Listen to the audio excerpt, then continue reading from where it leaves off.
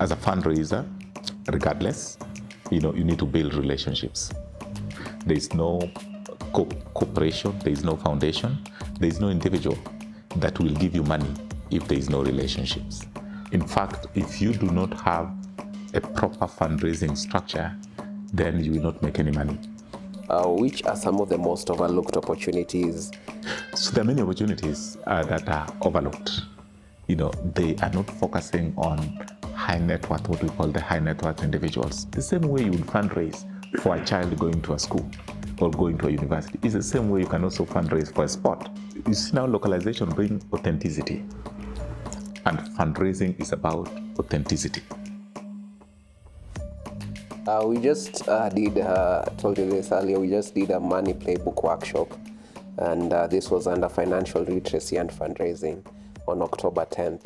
And this, birthed more conversation in regards to the need of understanding finance, the need of sustainability, and the need of fundraising in this growing world of competition and, sustainability. The niche is sports.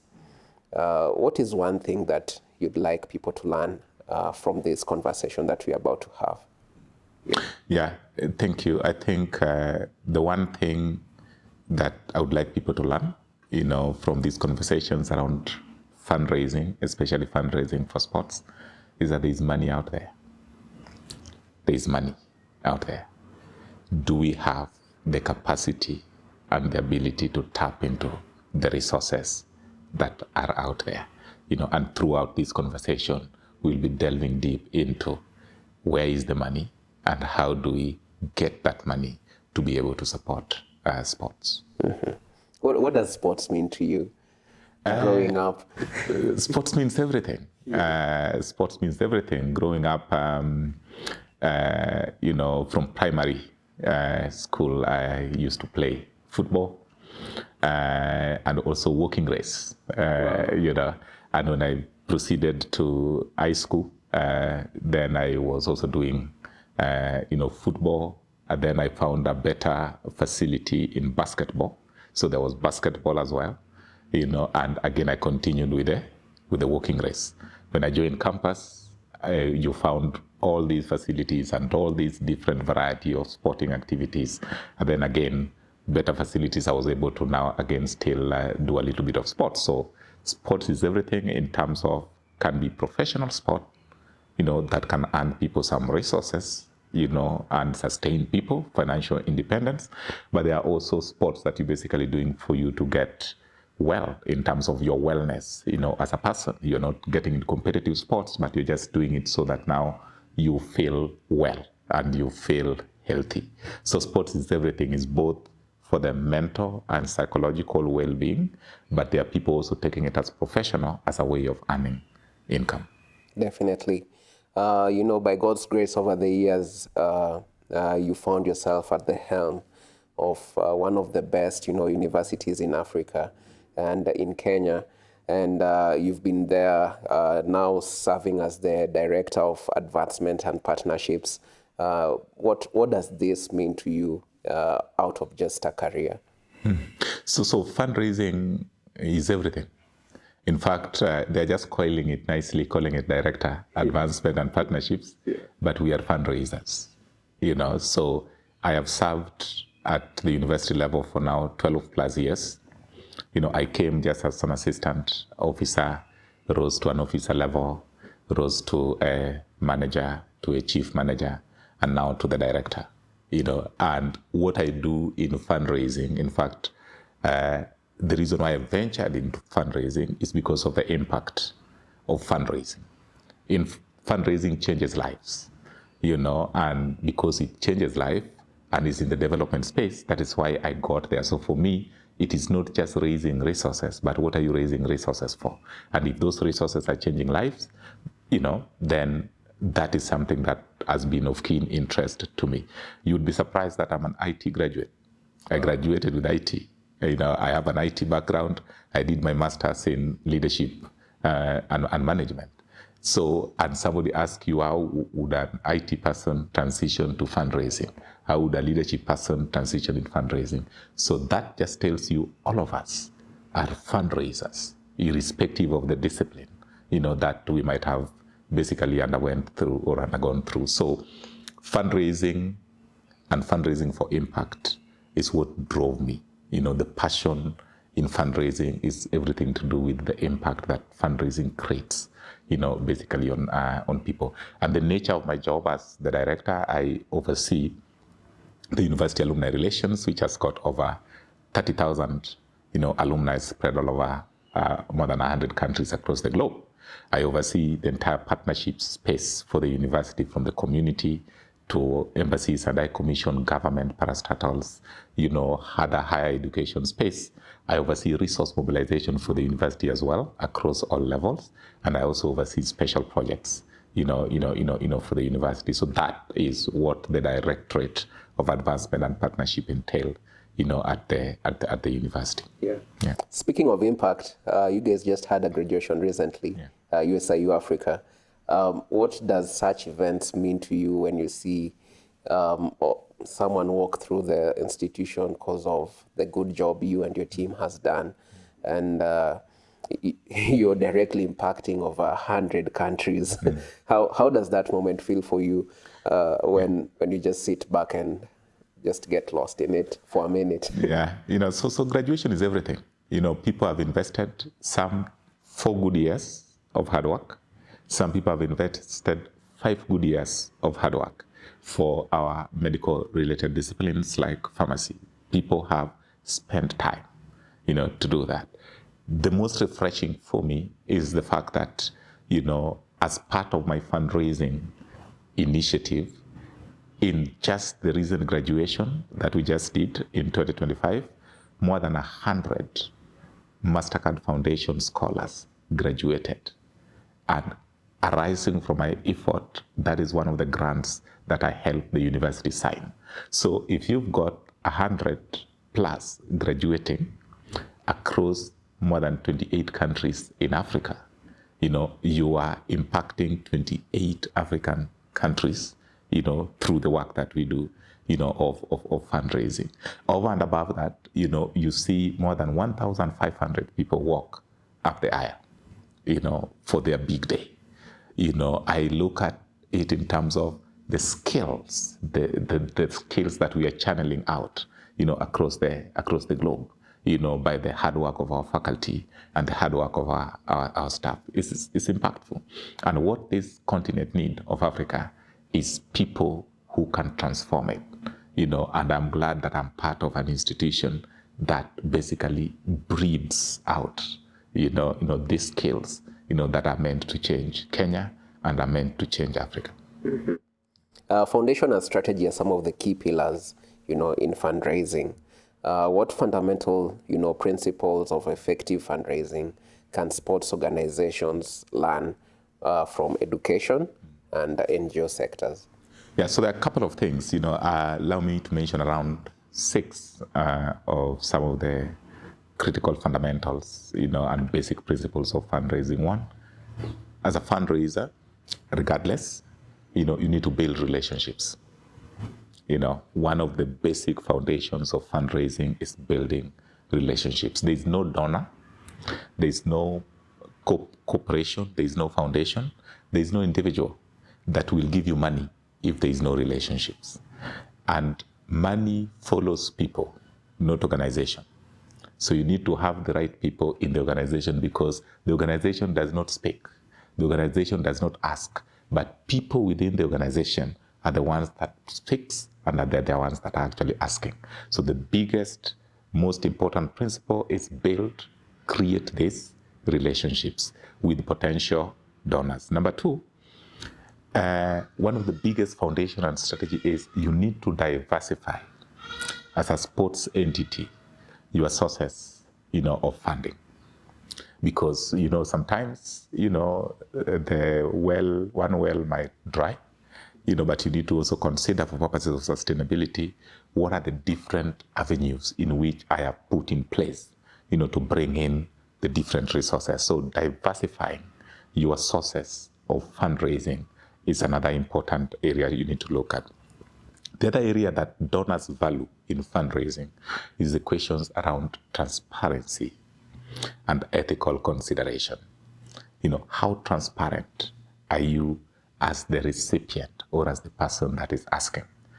So the transparency in terms of your records are clear, even your legal entity as an organization, you are registered, you are compliant, and you do not participate in shoddy deals. You maintain a clean record of your reputation, both in the media, both social media and mainstream media. You've not been mentioned in negative limelight. So that aspect of transparency on how you communicate is another critical area and principle of fundraising. You also need to have clear fundraising goals and targets. You cannot be operating without a vision. What is it that you're targeting as a fundraising? How much do you want to raise, and what do you want to raise it, for? The second last point that I would like to mention is the need. You need to have identified the need, because one of the fundraising principles, you cannot be raising money and you don't know where you're going to place the money or what you're going to use the money for. So what is the need? What is data showing out there? What is statistics showing out there? Then finally, you cannot raise money if you've not mapped out who you are going to raise money from. That is what we call in fundraising donor mapping. You need to map out all your potential donors. Once you're able to map out all your potential donors, and mapping out means many things, including this donor, what is the history of that donor giving in a specific area. There are those areas that don't approach me in health if my interest is in sports. And you have things that you can demonstrate that I have given to sports ventures before.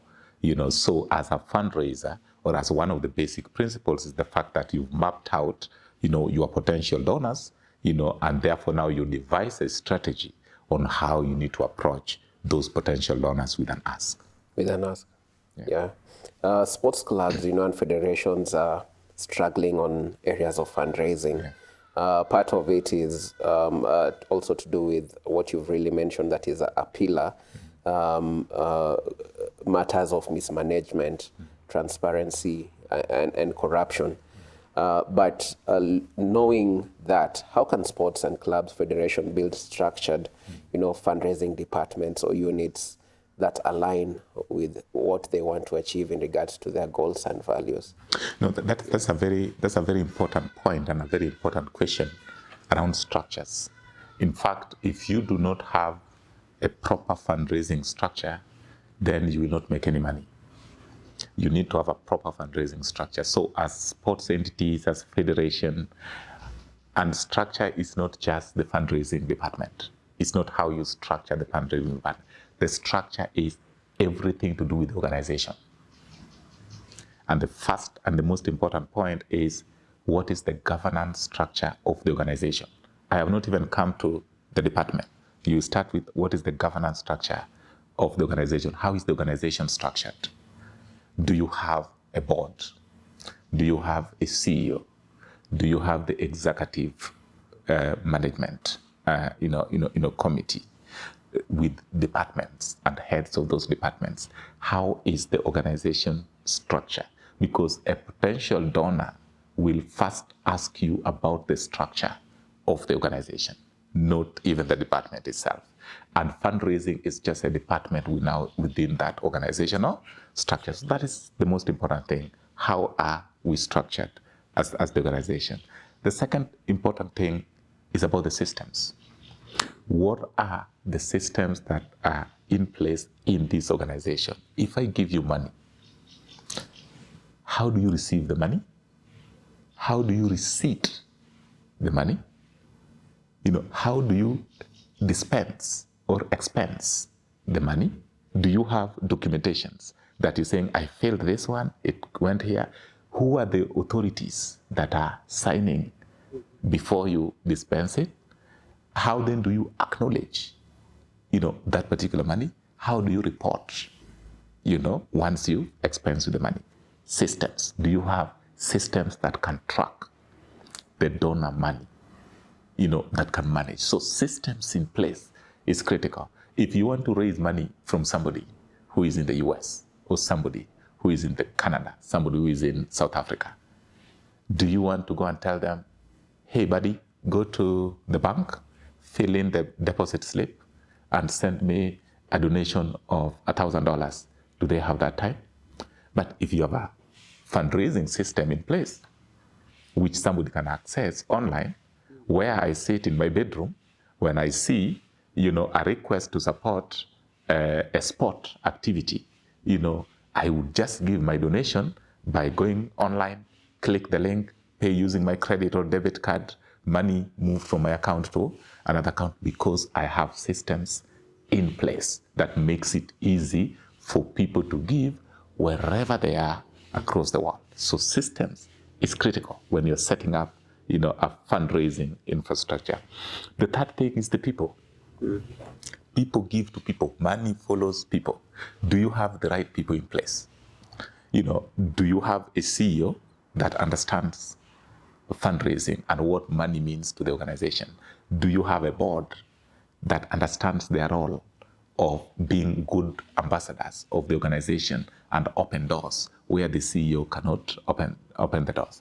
Do you have the fundraising team, people who have the right skills to go out there and ask for the resources? So people, do you have a good support structure of HR that if we get the money can recruit the right people? Do you have a good support structure of finance? The people that will actually ensure that these monies are actually either invested or accounted for. So you need the people as a good structure or as part of that building that infrastructure of fundraising. The other important thing is, what are you fundraising for? What programs do you have that you can put before a donor? That these are the programs that I am raising money for, especially even within the sports space. You can fundraise for a curriculum development. Ask a donor to give us money to develop a chess curriculum.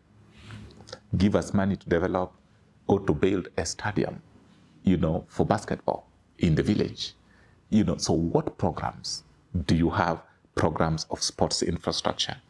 Do you have programs of sports scholarship, where now somebody wants to be given a scholarship to go and study undergraduate, go and study masters, go and study high school, go and study in academy? Because you can fundraise for scholarships. You can fundraise for structures. You can fundraise for even coaches. If you've got an academy, then you need to train the coaches, referees, even the team managers. You get that, you can fundraise for. So what are the programs that you want to fundraise for? So, and that are predetermined. That is part of the visioning. That is part of the strategy, of the organization. So the sports federations, organizations needs to have those kind of programs. Then they also need, what are your policies and procedures? Do you have policies? Do you have a fundraising policy that dictate who do you want to go for? What kind of reputation should they have? Because you don't just go and raise money from anyone. If somebody is chiffoning, participates in money laundering, your policy should be able to prohibit that. If somebody is maybe is alcoholic driven, for example, they are brewing, other things, and all that, your policy might prohibit the organization from getting money from such entities. What are your fundraising policies and procedures? Including in sports, is even clear around Title IX and safeguarding measures. If you're up there, how are you going to deal with the underage? You've had things to do with sexual exploitations, and all that kind of stuff you've had, even in sports, where there are only 11 people that can play in a football. In this country, how many talented people do we have? How does a coach choose his or her top 11, or top 18?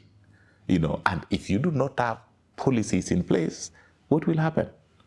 People will buy their way into the national team, and that will kill, sporting activities. So what are the policies and the governance structures and the procedures that the organization has, that will be able to, basically sort that? And then finally, what is the legal status of the organization. Nobody gives money to people who don't just exist and they do not have legal standing. Are you regulated by the government? And do you have documents to actually confirm that? So these are structures and infrastructure that any sports entity or federation which needs to venture into serious fundraising needs to put in place, if they are to embark on the journey of raising resources. Opportunities are all over the place. Having said all that, specifically within sports in Africa and sports in Kenya, which are some of the most overlooked opportunities, for funding in sports? You've already mentioned a few, but which are some that just comes off your fingertips that organizations should start exploring? So there are many opportunities that are overlooked. Many sports fraternities, federations, they say there's no money.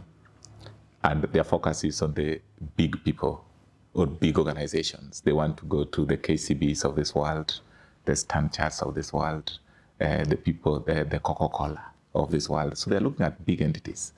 They are not focusing on high net worth, what we call the high net worth individuals. People who can you approach, Mr. Ongus, for example, and say, hey, we are looking for some 1.5 or 2 million to support this sports team.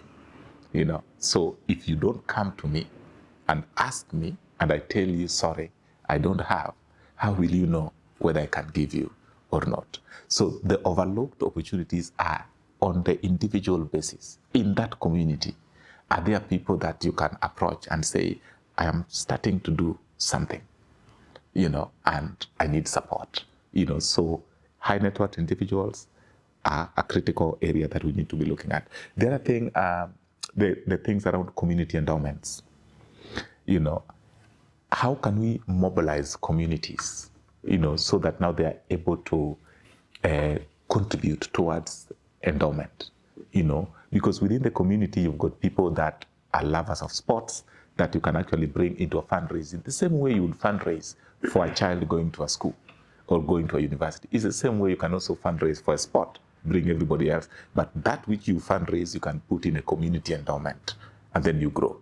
And then now only the returns from the endowment can actually be used now to, by that way you are building a sustainable future structure that can support that sports, opportunity for a long time. The other area is people go for the money. Sometimes you don't need the money. You don't need the money. But people are focusing more on the money. So for example, I was in my village and next to our home, they have built a very nice basketball court, by the government, in a rehabilitation center. That court, for the last 6 months, has not been used. It's just fenced nicely there, But I looked at it, I said, this is an opportunity. And I said, next time I am going to the village, I will buy 2 basketball courts, and when I go there, I will ask those guys, please open for me. And then I will start just playing. So that now the people around can now know that, oh, there's a basketball court here. We can actually train. And look at even the local schools. The local primary schools are huge, especially in the village setup. They've got fields, football fields, rugby fields, volleyball fields, and all that. You need to go and partner with those institutions and ask for what we call in-kind support, and you will not pay anything because you are nurturing talents from the village. So you can actually partner with local institutions as a way of starting, but start. So don't ignore those opportunities where you can get in-kind support, not necessarily the dollar. Because here in Nairobi, if you want to start a sports academy, or if you want to come and hire a USIU space, field space, the minimum I will charge you per day is 50,000 Kenya shillings. The minimum I will charge you per day for training. People in the village, will not charge that kind of money.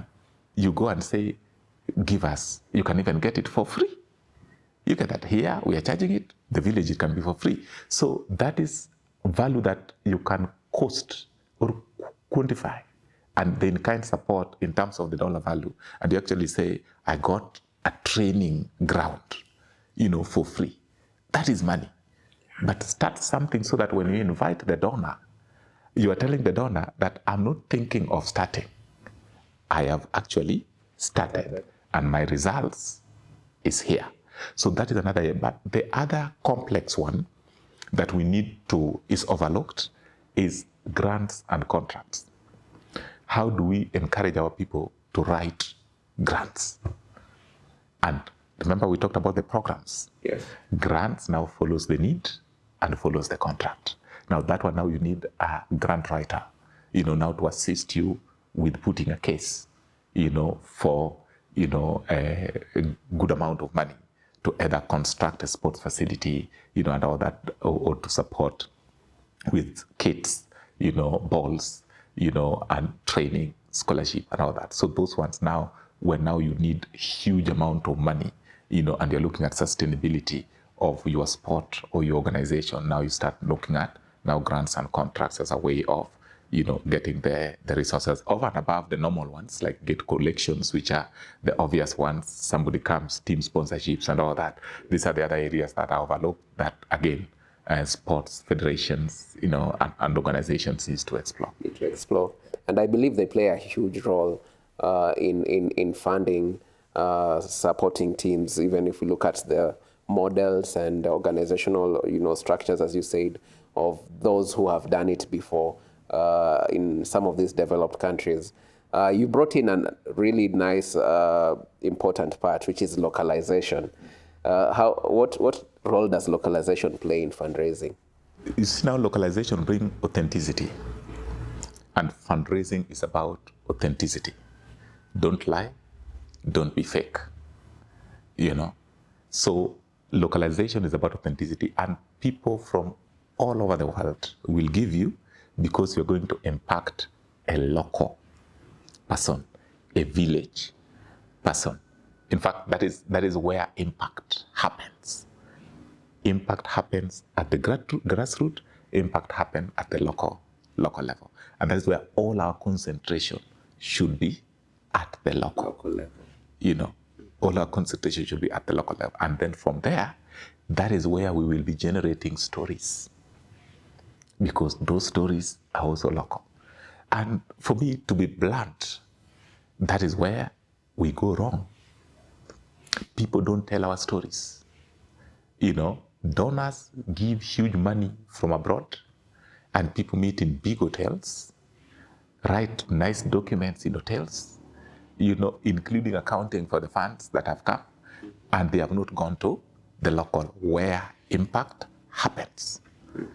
So again, to build that donor confidence and trust, localization is everything. Let somebody come and say, this is before you gave us the money. This is after you've given us the money. And 10 years, 20 years, 30 years from now, this is the transformation your money has done to that local person. And for me, this is also personal. It's personal because, you see, I was sponsored, for my campus. USIU gave me full scholarship to come and study at the university. And they were giving 2 of the Kenyans' best. 2 in the whole country. So people did KCSE, Kenya National Exams, that year. Me and somebody else were the ones who secured, USIU scholarship. And since then, they gave me the opportunity. I studied in USIU. You've removed me from the village. Now I have designed a program in USIU, a scholarship program, because I benefited from a scholarship program that has supported 1,141 young people from 30 African countries. I have also gone to University of Pretoria in South Africa, University of Western Cape in South Africa, and I have worked with the university leadership, and I've also designed a similar program, there, that has supported more than 500 plus across the continent. And USIU gave me the sponsorship from the village. So if it were that investment only in the village did not happen, the kind of skills, the kind of expertise, the kind of experience that I've had over the years that is making the world a better place wouldn't have happened. That is why now it is important that that impact happen at the local. That is why localization plays everything in terms of telling our stories and in terms of the kind of impact that needs to happen. Needs to happen. There's a word that you've used, donor confidence. What does it mean? If you can explain the concept of donor confidence for us to understand in simple terms. Donor confidence is trust. How does a donor trust you? And what is it that brings trust? How am I accounting to the donor? The donor has given me money X in terms of the dollars. You know, if I even want to change course, I need to inform the donor. You gave us money for project A, we feel that we need to change it to project B. Can you please, what do you think? You agree with the donor, they agree, we give any approval, please move. Accountability is critical. That donor confidence is also about the impact. I give you money to change lives. Are you just faking stories, or this real impact that is actually happening, on the ground? So it's always important, to do that. The third thing is about the people. How do you build that donor confidence? Is by having the right people in place that a donor can actually see, and the confidence of the donor just skyrocket because they have the right skill to read the donor and have a conversation with the donor. If, for example, I have just a recent graduate to come and meet the MD, and then comes and say, and the MD told this person, oh, by the way, this is not a good time. Can we have this conversation the next time? But because the person cannot read and the person has the targets, will insist, no. We must have this conversation now. We must have this conversation now. Do you know what that MD will do? No. We'll get inside the pocket and say, oh, what did you want me to do? Oh, can you give me some $10,000? Not a problem. Here's the check for $10,000. And then somebody had approached the same person and had said, oh, by the way, this is not a good time. Can you come in the next 2 weeks when probably, I'm okay, so that we can have a good time. Yeah. Then in the next 2 weeks, the person comes and say, oh, how have you been? How was it last week? Did you manage to sort out the issue? And all that. I am very sorry on behalf of my organization, and all that kind of. The person say, oh, by the way, what did you tell me that your issue was? Oh, by the way, we are bringing up a sports stadium. And, one of the things we're struggling with, is buying the land, and the money for construction. And how much would that cost? Our estimate, it will cost us around 1.5 billion. Not a problem. Can we bring, I'll give you the 1.5 billion on condition that the stadium is named after my late mother, in the honor of my mother. They say, not a problem. We will name it, so and so, in memory of your late mother. Prepare a contract. They sign 1.5 billion. Remember, it's the same person. The other person got their 10 million. Yeah.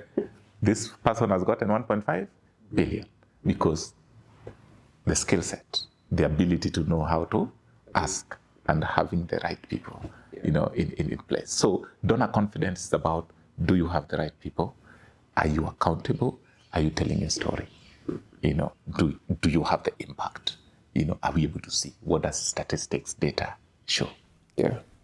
And, in sports, I feel we miss out on athletes on using, or not really using, but partnering with athletes for, let's say, a specific team or specific organizations, for them to be fundraising ambassadors, just by telling their stories in a subtle way for their teams, for the federation, for the sport itself, also while trying to manage professionalism and integrity. How can we harness into that as sports in Africa? I absolutely agree with you. That is untapped potential. In terms of the athletes, how can we partner with athletes? One of the things that is most important is how do we treat them? How do we make them feel? You get that? It's how you make me feel. That is what will make all the difference. In most cases, we get it wrong. I just favored you to get you into the team.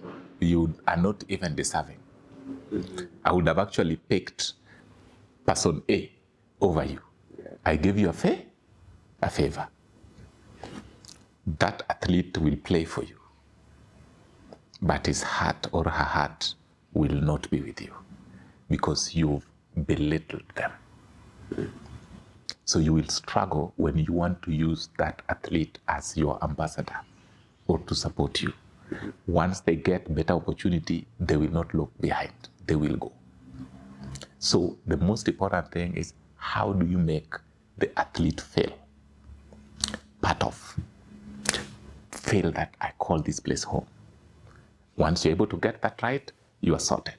Once they are feeling part of the family, now they will now help you to be number one, marketers. They will market what you do.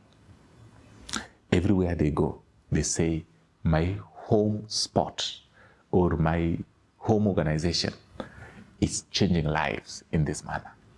We are in this camp. You know, there's fairness, there's equity, there's this, and they've changed many lives. That conversation which they're speaking where you are not is building your brand. That is one of the things the athlete will do. Go there and help marketers. Number two, this athlete will be a mentor because I have gone through the academy or I've gone through the federation and I've been blessed. I have either transitioned, to other opportunities. I will nurture the rest that are coming. I will always be coming to mentor. I will be coming to support. That is why now you will hear a goalkeeper, retired goalkeeper, is coaching the current goalkeeper. So now you create that mentorship that once you've transitioned, you can actually come and support. The third thing is that these guys also make a lot of money in their own individual capacity. So what will they do? They can gift the organization. Look at the likes of Michael Olunga of this world. He's making money out there. If it were that he had a home team, these are people that have passed through Gor Mahia, for example. Olunga is expected, if he was nurtured well and to appreciate the fact that he started from Gor Mahia, would have said, I have started my own Michael Olunga Academy, but I was nurtured by Gor Mahia. This is my regular donation to Gor Mahia as Michael Olunga to make Gor Mahia continue to nurture more talents like me. So they can also gift the club in their own individual capacity. And you can also invite them for a fundraiser that you are our chief guest. Where you go out there, can you also continue look for us sponsorship, look for us donor, look for us support. So we can use athletes in many areas. But the most important thing is how do we make them feel when we are with them? How do we treat them? Because that makes a whole difference, as they continue advancing in their journey. Definitely. And long-term partnerships in sports has a huge part, to play in regards to covering sustainability and fundraising for a long-term period as well. But in Kenya, we usually see something exist for 1 year. Next year, it won't happen. A tournament, a program, the different organizations started.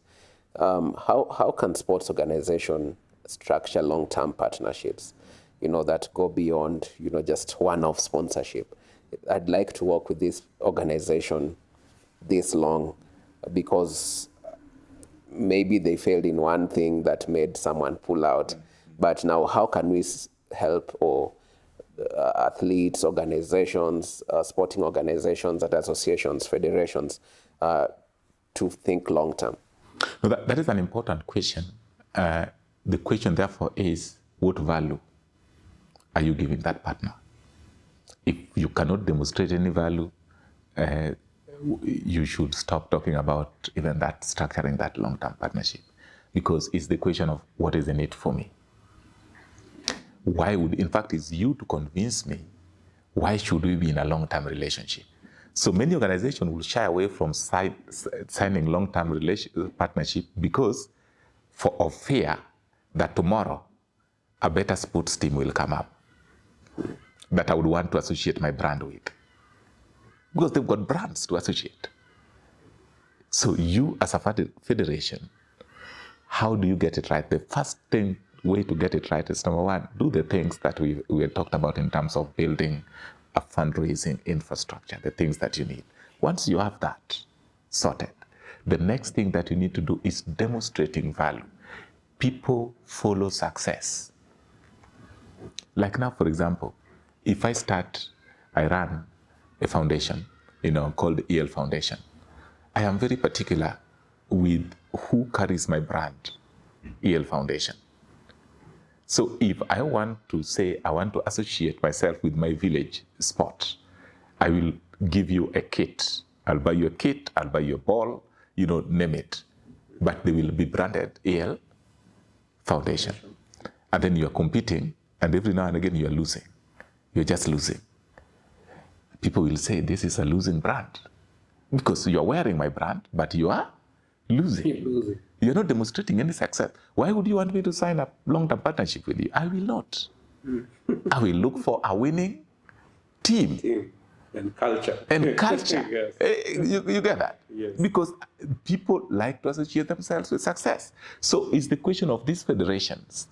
Can you get it right? Can you get it right? Can you get it right? If I give you my name, that I am sponsoring you, can you show value for that name? That if people here, because when you put on a jersey of a Gor Mahia, for example, you put on a jersey of, right now, Arsenal is taking the lead. Everybody is talking about Arsenal, that they have come back, and all that. Yeah. If you put on that jersey, as a brand, you know that you are selling.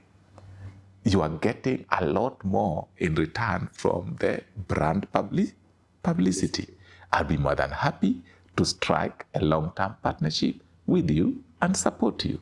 So number one is show value for the sponsorship that you've been given as part of building that trust. I will give you the first 1 year, then the next 1 year, then the other 1 year. After I've been with you for 3 years and you've consistently showed promise, do you know what will happen? I will sign for 3 years. Then after that, I sign for another 5 years. And then now after that, I say, I can now give you a sports endowment, which is now long term. So show promise. Then the final thing is that how do we structure agreements? Because agreements talks about tenets. What are the do's? What are the don'ts? What are the circumstances under which I can withdraw my support and all that? So you can convince, if you have a good negotiator, you can convince the partner, let's sign a 5-year partnership, but we have a termination clause. If I don't give you value in the first 1 year, invoke the termination clause, you get that. So that you allow us also have something that we can plan with in the next 5 years, that we know we have you and you'll sponsor us for the next 5 years.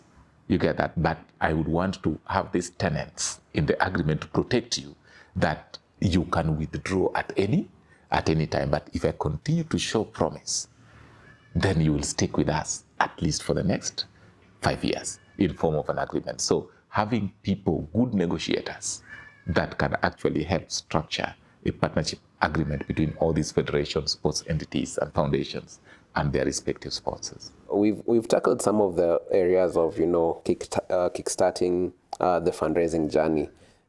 We've talked about having the right organizational governance structure that opens up to now the fundraising department. That also needs to have a good organogram on how everything flows and policies put in place Now, is there any that we've missed out for practical steps that, smaller clubs, and I don't like using these smaller clubs or community clubs because a club is a club. You need to upgrade to the status of a club, whether you are local, in the county level or ward level, or whether you're in the national level. Are there any practical steps that we've left out that we haven't mentioned that is around, kickstarting the fundraising journey? What is important is let them start. I think that any small entity, and I think we are also not wrong to call them small entities because everybody has a start. Yes. You cannot just wake up and say, I am huge. Everybody starts small. So my advice to them, start small. And once you're starting small, show the promise. Build the structures that we have talked about. It will take time, but build them, and don't look far. Start with people around you. The money is in the next door. In fact, the money is in the next door. Don't go far. Yeah. Money is in the next door. And do not underestimate the potential of that money being in the next door. And you cannot know the outcome until you ask. Just knock and say, share your ideas, share the things that you have, and say, this is what I have. Somebody can give you an idea. That idea is fundraising. Somebody can give you an in-kind support. That is fundraising. Somebody can give you money, small. That is fundraising. Somebody can give you a space. Come and train here. That is fundraising. Somebody can give you a ball, a coach, or to even pay for a coach. That is fundraising. But start and ask the people around. And then now invite people. Every now and again, invite people to see what you're doing. Not even asking, oh, my friend, let's go. Come and see what I am doing in the community with this particular federation or this particular sport. When they come to see, without even asking them, they'll be the one to suggest to you, oh, by the way, I know of a friend that does A, B, C, D. Would you be interested to come and share the work that you do? Now, that is how now you build that long-term sustainable infrastructure. But the most important thing, start. Your partnerships is huge and helps in many ways.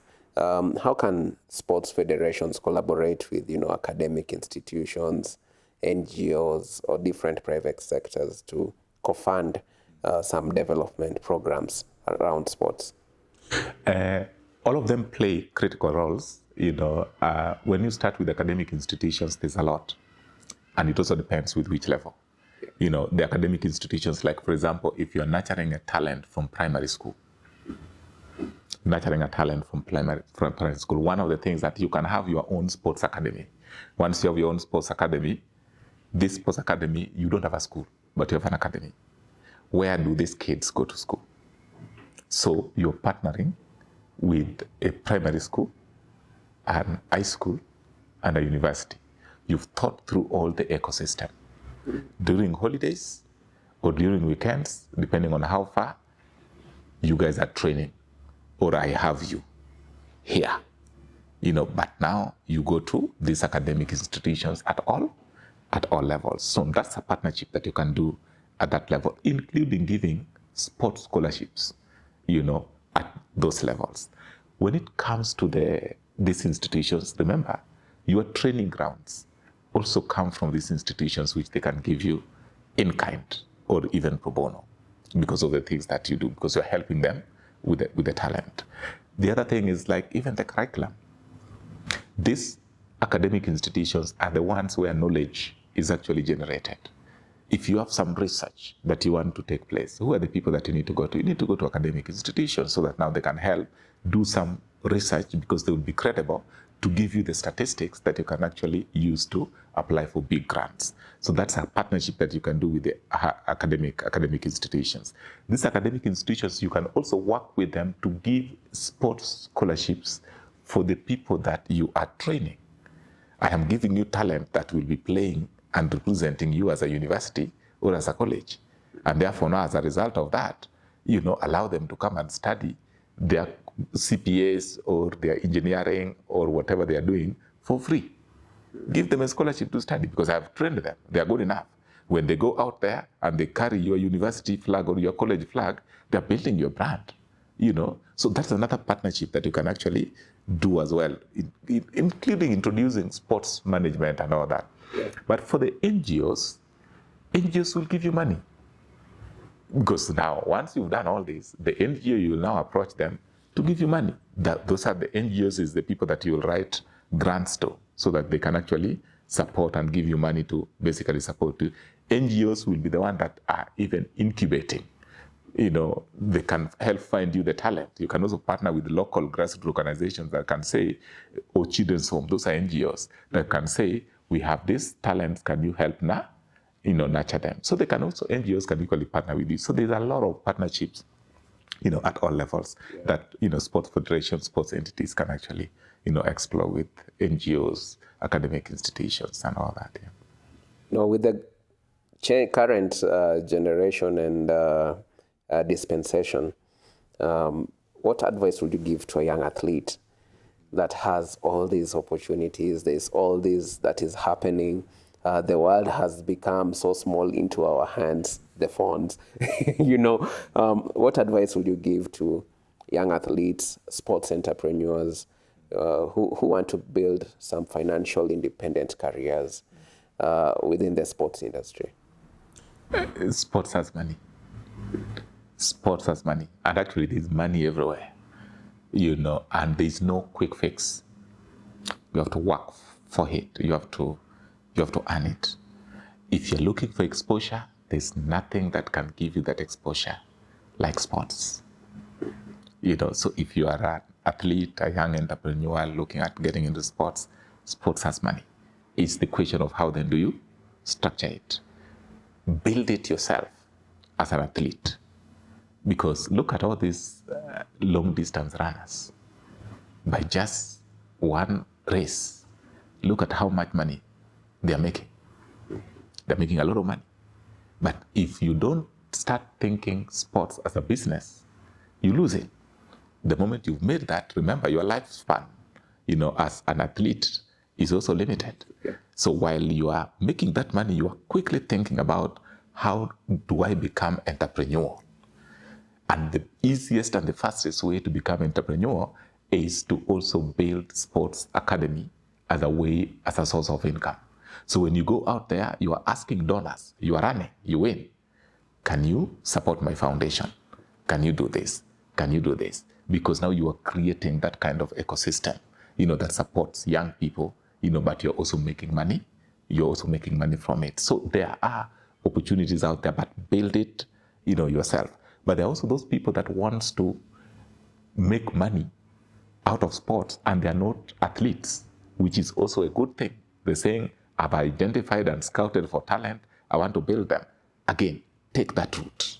You will be nurturing talents, but you'll also be making money arising. The talents will help boost the things that you're basically, planning to do. So the entrepreneurs, the young athletes out there who are looking at venturing into this, it's a good place to be because there is talent everywhere in the country and there's talent in the continent. We would want these talents to be out there because the question and my challenge is out there. We are known for athletics. We are known for rugby. But the question is, when last did we win a World Cup? For rugby. Have we ever even won? Chess, table tennis, So the challenge therefore is, how comes we're just hearing in news that Brazil has won, Argentina has won football? When will it be Kenya? When will it be Kenya that Kenya has won? When will it be an African nation has won? Does it mean we don't have what it takes? But look at those European countries, professional countries. They have our Kenyans and our Africans in those countries. The likes of Akina Didier Drogba, Samuel Eto'o, and all that, you hear them. They're in those countries where they are winning titles. They are winning leagues. But when they play for their national team, we are unable to win because we do not have that support infrastructure, and all that kind of stuff. So for me, my challenge is to the people that are looking at venturing into sports. We have not won something for this country. Even in that athletics, the recent one, we were number 2. Number 2, yeah. We were number 2. Why were we not number 1? We were beaten by US. Of course, we are proud we were number 2. We were beaten by US. And why were we beaten by US? Because we were not venturing into certain spaces. Certain spaces. That caused the determination to win the overall thing. That calls for the need to win the overall. So why can't we challenge ourselves so that now we pick lessons from what has just happened and say, maybe we need to do a lot of javelin, a lot of short races, and all that, and we can and nurture those ones from the locals. So that now when we feel a team and we go to compete globally, we are having a sure bet that we'll bring several goals and we will be number 1. Even in football, we are happy that we have all these teams. But the question therefore is, how comes when we want to go to compete, even the African nation, I don't know, we've not qualified. The World Cup, we have not qualified. What is stopping us from qualifying? Does it mean we don't have talents? We do. We have not just nurtured. So sports has got untapped opportunities that we can nurture to be able to get us there. To the next level. To the next level. Yeah, and progress is good. If we look at the last 2 Olympics, the way we performed, was it 2020, then there was the recent one. I think we improved only by 1 or 2 medals on the medal stand. To me, personally, I feel that we didn't do well. You can't take 4 years just to improve with 1 or 2 medals, So there's honestly, there's a lot for all of us who are in the sporting space to figure out on how can we improve and do better. And we have all the capacity and capability of doing that. On to the quickfire segment section. Fundraising in 1 word.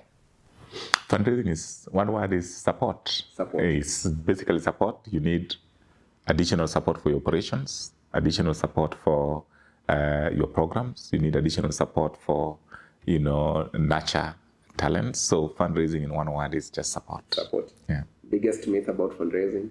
The biggest myth? That they are beggars. That fundraisers are beggars. That fundraising is difficult. That fundraising, what people need to start looking fundraising like it's an investment. You are investing to change lives. The need meets the money. You have the money, but you don't know what to spend on. As a fundraiser, you are bringing in the person who has the money, and you're showing the person the opportunity, and that kind of investment results into impact. So, this myth around fundraising is difficult, that fundraisers are poor. In fact, they associate fundraising with poverty, that the people who are fundraising are poor. You are fundraising for your cause because you're poor. The reality of the matter, people fundraise even if they have money. It's only that I am able, with the money that I have, I am able to do this. But if you were to give me more, I would be doing this. And you can relate that even with the weddings. Yeah. You get that the money I have, I'm able to, if it's just me and my wife and my family, I would be able to do a fantastic wedding. But why do people put wedding committees? It's to feed the other mouths, so it's not that I don't have. Yes, I have. But what I have is only limited to what I can do. But if you are to give me that extra cash, I'm able to do so much. Yes, so much more. One book or resource every fundraiser in sports should read. So, and that is an opportunity. We are struggling there. We do not have many fundraising books that have been written out there. And for me, this is also an opportunity for us to start writing books. But any person in sports needs to build capacity. In fundraising is about building capacity, and opportunities to build capacities are available. For example, I would recommend, subscriptions to Association of Fundraising Professionals. That's an umbrella professional body, that you'll get mentors, you'll get people in the industry, like you that can actually support you and nurture you in your fundraising journey, and do a lot of benchmarking. What is happening elsewhere? Go to a university, for example, ask if they've got a fundraising department, learn what is happening there. Go out there, in academies, ask them, how do you fundraise for your sports? Pick some knowledge there. And most importantly, let's organize as many podcasts, as possible around fundraising, as a way of building capacity and sharing knowledge and putting it out there. Definitely. This next segment has only 3 questions. We like it because we usually share it with our viewers and they're able to, write these fun questions to ask the guest. So if you had to fundraise for your favorite childhood sports team, what would your pitch slogan be? Wow. We are in 2025. Yes, sir. I would say 10 million in 5 years. 10 million in 5 years. 10 million in 5 years. So that's the slogan. That's called raising 10 million in 5 years to start a community endowment, a sport endowment fund. If I raise 10 million, then the return on that 10 million would be around $1 million on an annual basis. That $1 million can do so much to a sports team every year for life. So give me 5 years to raise 10 million. Once I have raised 10 million, get a fund manager, invest this 10 million, and commit it as an endowment, for sports endowment in the community for life. So even if I am not there, that money that is generating, would be able to support sports, give scholarships, support programs, and all that. And that is the only way we can build, sustainable fundraising infrastructure for sports. The most creative fundraising campaign you've ever seen or been part of?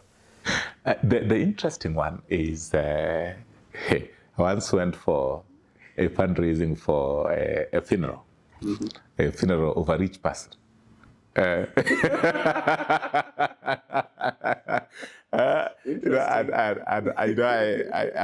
a fundraiser, I was used to, telling people you raise and then you push people. Continue giving.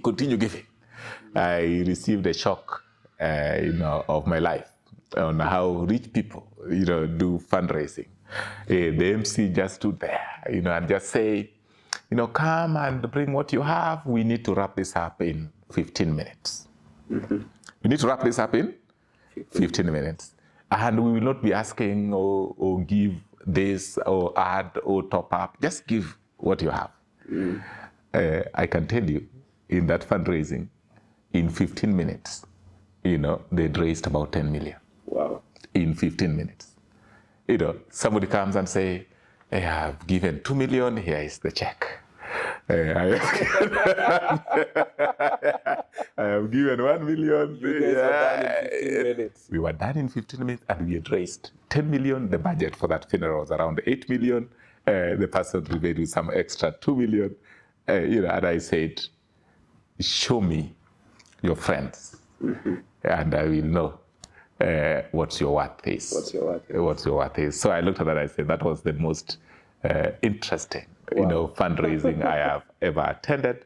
But creative ones are always group fundraising, where you get to a WhatsApp group, and everybody is there, and you get somebody coordinating, maybe the person for a medical appeal, that, this person went to high school in this.